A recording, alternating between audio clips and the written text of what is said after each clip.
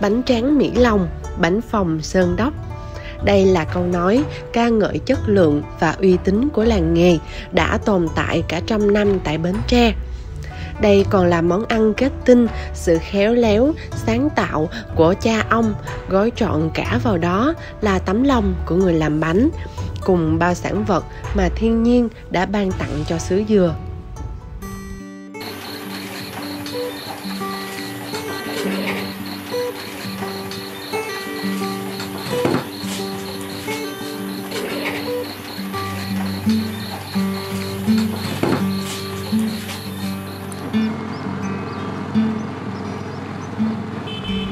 Hôm nay, Duyên sẽ ghé làng nghề bánh tráng Mỹ Lòng. Trải qua bao thế hệ, vẫn giữ nguyên hương vị thơm ngon của làng nghề nức tiếng hơn 100 năm tuổi.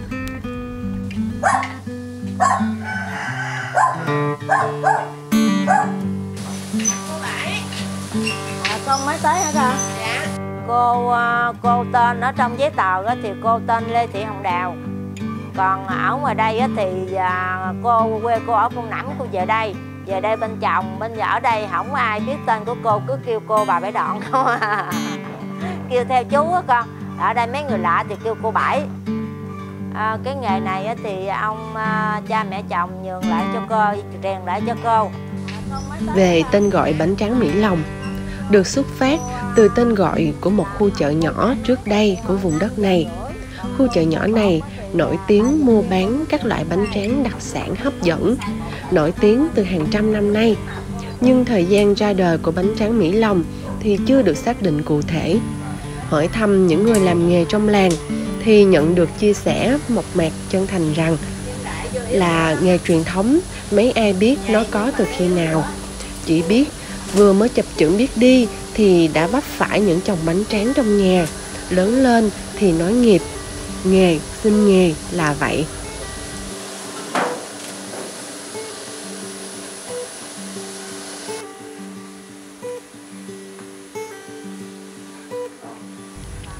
Bánh tráng Mỹ Lòng nổi tiếng với 3 loại như sau.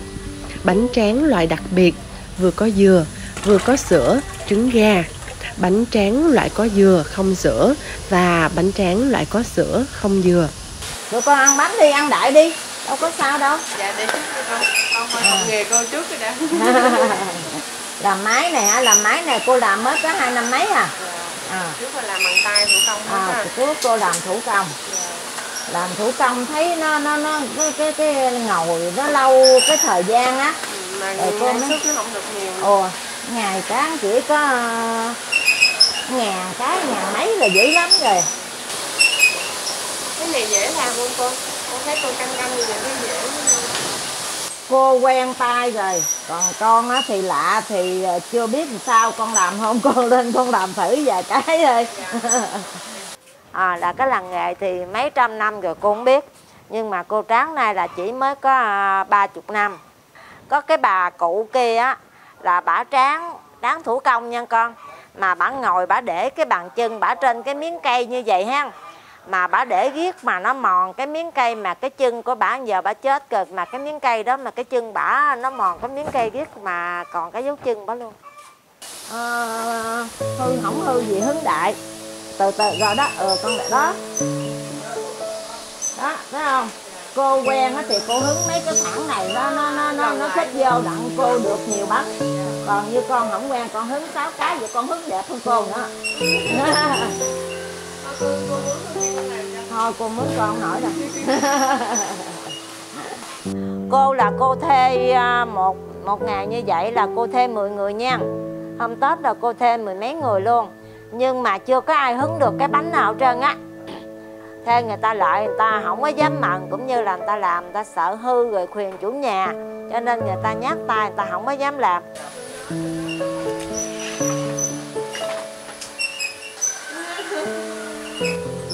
Để nó bỏ đi, con hứng cái kia đi. Con hả, nếu con canh không đủ quá ha, thế con bỏ cái khúc này con hứng cái khác vô liền. Đó, có nhiều cái đẹp như mơ luôn, tại con chưa quen tay. Đó, cái con canh cái nữa, cái con kéo tấm bếp này tới. Rồi.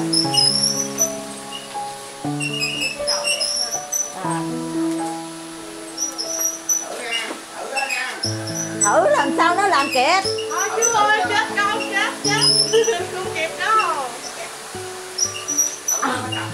Ông làm lẹ, nó làm không kịp, tôi làm kịp chứ nó sao nó làm lẹ kịp. Cái nữa thôi con. Mà nãy thấy diễn làm cũng đâu có hư mấy cái đâu, nó hướng bánh cũng đẹp chứ. Quá trình làm bánh đòi hỏi sự tỉ mẩn, cẩn thận, quen tay của người thợ để sản phẩm được tròn đều, có độ dày đồng đều. Sau khi tráng bánh xong, bánh được trải lên các phên và đem phơi nắng. Tùy thời tiết mà người thợ nơi đây sẽ canh thời gian phơi bánh phù hợp.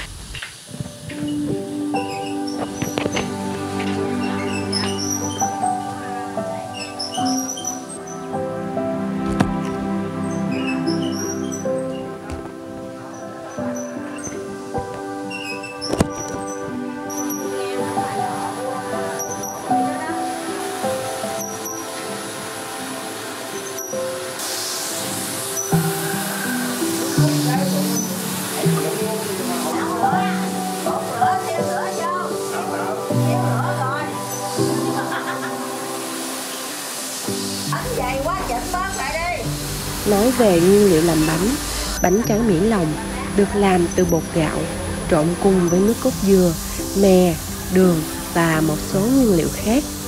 Để có mẻ bánh ngon, đòi hỏi nguyên vật liệu phải được lựa chọn kỹ càng. Sáng á, thì con như đang tráng vậy là mình dặn người ta bao nhiêu ký dừa, rồi người ta đem lại rồi cái mình ngâm á con. Mình ngâm rồi mình rửa cho sạch, rồi cái tới bắt đầu mình tráng xong thì mình bỏ dừa vô trong cái máy mình xay ra cho nó nhuyễn rồi mình mới ép trở lại cho nó ra cái nước cốt, rồi mình nấu. Rồi chiều thì con ngâm gạo mà con cái khâu quan trọng nhất là nấu nước dừa với ngâm gạo nha. Con nấu nước dừa mà con nấu chưa tới á thì cái bột nó sẽ bị sình, là sáng nó hư là con tráng không được. Rồi còn ngon ngâm gạo là con phải rút cho thiệt là sạch con, do làm sao mà cái hột và cái nước á, cái hột gạo nó thiệt là trắng, cái nước cho nó trong thiệt là trong, không có còn đục như mình nấu cơm mình ăn vậy á, là nó mới cái bánh của con nó mới hoàn hảo. Thì con vậy là con rút gạo cho thiệt là sạch, con mới đổ vô cối. Con đổ vô cối là con xay chỉ bao nhiêu nước dừa của con cân sẵn á, con nấu á là con chế vô con xay bột thôi, chứ con không có thêm nước lạnh được nha. Con thêm nước lạnh vô là bột của con nó bị sình. Cái nào con cũng phải cân chính xác hết. Gạo con cũng cân chính xác, con không có thêm có bớt gì được. Nếu mà con bớt gạo lại một chút thì cái bột của con nó bị lỏng, con tráng cái bánh nó nhão lắm. Còn nếu mà con thêm gạo vô thì cái bột của con nó thiếu chất lượng, là cái bánh của con nó không có bị béo, không có được béo, người ta chê. Cái bí quyết như vậy, con làm bánh như vậy nó mới ngon, nó mới có chất lượng, cho nên nó mới có cái thương hiệu ở đây là như vậy á. Sau khi tráng, bánh được những người thợ cẩn thận phơi nắng. Theo kinh nghiệm của những người thợ làm bánh tại làng nghề thì không phải nắng nào cũng phơi được bánh, bởi khi nắng nhỏ thì bánh không khô, còn nắng gắt thì bánh dễ bị vỡ.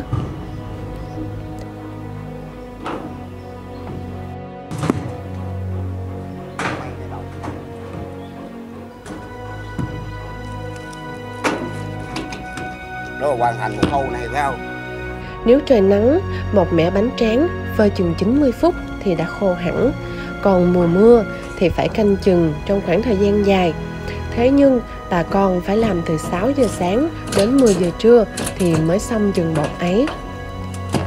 Bánh tráng cầm chừng do ảnh hưởng của mưa gió nên nhiều hộ không thể thuê nhân công phụ giúp, làm cặm cụi từ sáng sớm đến tận chiều hôm. Đang tráng bánh bên này, người làm vẫn phải đảo mắt ở hướng bên lò lửa để canh bánh, vì nếu lửa không đều thì dễ gây tình trạng bánh dễ giòn, vỡ. Không để ý thường xuyên, quá lửa, bánh dễ bị cháy. Còn trời nắng đẹp, tráng tới đâu, bánh khô tới đó, rất thuận tiện.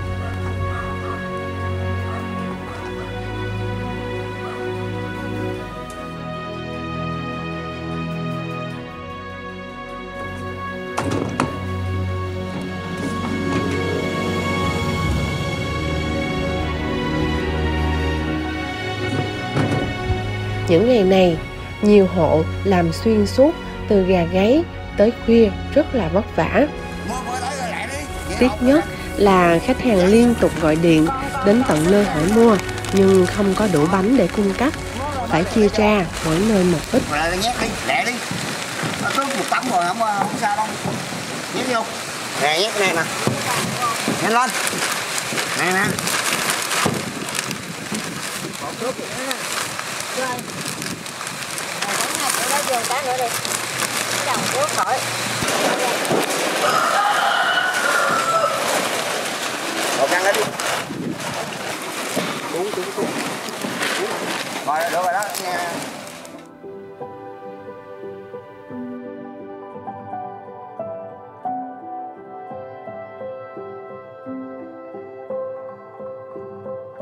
Nắng mưa thất thường thì coi như từ sáng giờ tôi chưa ăn gì được, tôi ngồi trên nóc nhà tôi canh không, đi không dám bỏ đi, bị trời mưa bỏ đi thì nó hư là mất trắng. Là coi như 3 ngày mình lời được nhiêu đó, rồi mình ngày thứ tư mình mưa bị hư nó là coi như mất trắng. Một lần mà gỡ bỏ như vậy mấy người trắng nhiều là 10 mấy triệu, là mất trắng luôn á. Nếu mà trời mưa suốt nguyên ngày như vậy. Còn bây giờ trời mưa trời gió thì mình chịu, chứ mình thuê nhân công là mình phải trả tiền bình thường, tại vì người ta cực khổ lắm với con.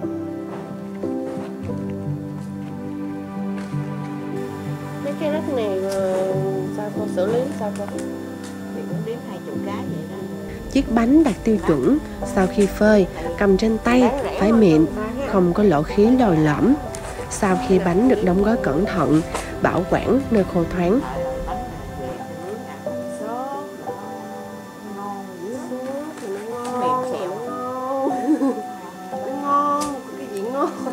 Điều đặc biệt làm nên thương hiệu bánh tráng Mỹ Lòng, khiến ai ăn một lần cũng nhớ mãi không quên, đó là sự giòn ngon của bánh hòa quyện với hương vị dừa Bến Tre thơm nức. Nếu như ở những nơi khác, bạn chỉ mua được bánh tráng phơi khô, thì khi đến với làng nghề bánh tráng Mỹ Lòng, bạn sẽ được thưởng thức món bánh tráng nóng hôi hổi, vừa tráng, còn giữ nguyên hương vị béo ngậy của mè, dừa.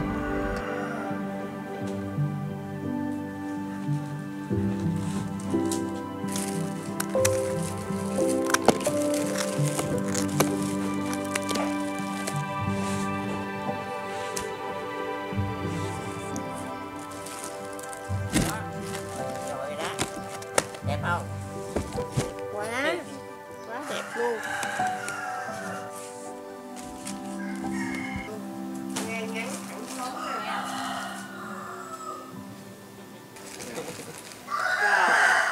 Trước như lấy mấy cây bánh gì xuống dưới nướng ăn thử kìa. Dạ. Xốp ngon lắm. Vậy hả con? Trời ơi đã quá. Chưa được làm. Ngọt, nó béo ngon lắm. Dạ. Nướng rồi cái để đó cái ngồi võng đó. Dạ. Nhai ăn ghiền luôn á.